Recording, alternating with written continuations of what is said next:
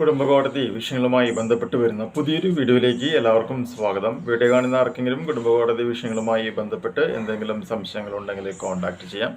WhatsApp number +91 79 94 97 14 19. ഒരു വട്ടം വിളിക്കാനുള്ള കൺസൾട്ടേഷൻ ഫീസ് 500 രൂപ ഗൂഗിൾ പേ ചെയ്യാം. ഇനി നമ്മൾ ഡിസ്കസ് ചെയ്യാനായിട്ട് പോകുന്നത് പാസ്പോർട്ടുമായി ബന്ധപ്പെട്ട് വന്നിട്ടുള്ള ചില പുതിയ നിബന്ധനകളാണ്. ആ നിബന്ധനകൾ എന്തൊക്കെയാണ് എന്നുള്ളത് 1 by 1 ആയിട്ട് നമുക്ക് നോക്കാം.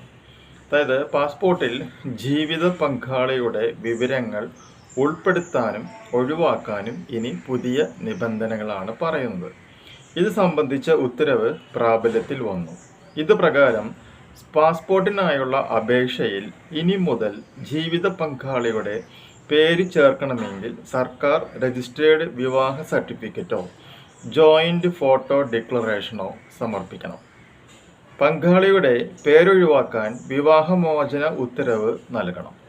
ജീവിത പങ്കാളിയുടെ പേര് മാറ്റണമെങ്കിൽ വിവാഹമോചന ഉത്തരവോ ആദ്യ പങ്കാളിയുടെ മരണ സർട്ടിഫിക്കറ്റോ കൂടാതെ ഭാര്യാഭർത്താക്കന്മാരുടെ പുനർവിവാഹ സർട്ടിഫിക്കറ്റോ അല്ലെങ്കിൽ ജോയിൻ്റ് ഫോട്ടോ ഡിക്ലറേഷൻ എന്നിവയും നിർബന്ധമാക്കിയിട്ടുണ്ട്.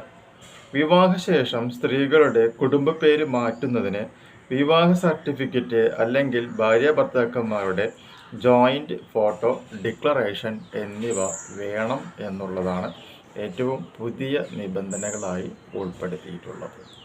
ഓക്കെ, അപ്പോൾ ഇനി ചെയ്യാനായിട്ട് പോകുമ്പോൾ ഇത്രയും കാര്യങ്ങളൊക്കെയും വ്യക്തമായി ചെയ്യുക, കാര്യങ്ങളൊക്കെയും ഭംഗിയായിട്ട് നോക്കുക. ഈ ഒരു ഇൻഫോർമേഷൻ നിങ്ങൾക്ക് യൂസ്ഫുൾ ആയിട്ടുണ്ടെങ്കിൽ തീർച്ചയായും നമ്മുടെ ചാനലൊക്കെ ഒന്ന് സബ്സ്ക്രൈബ് ചെയ്യുക. തൊട്ടടുത്ത് കാണുന്ന ബെൽ ബട്ടണും എനേബിൾ ചെയ്യുക. പുതിയൊരു വീഡിയോ ആയിട്ട് വീണ്ടും കാണാം. ബൈ.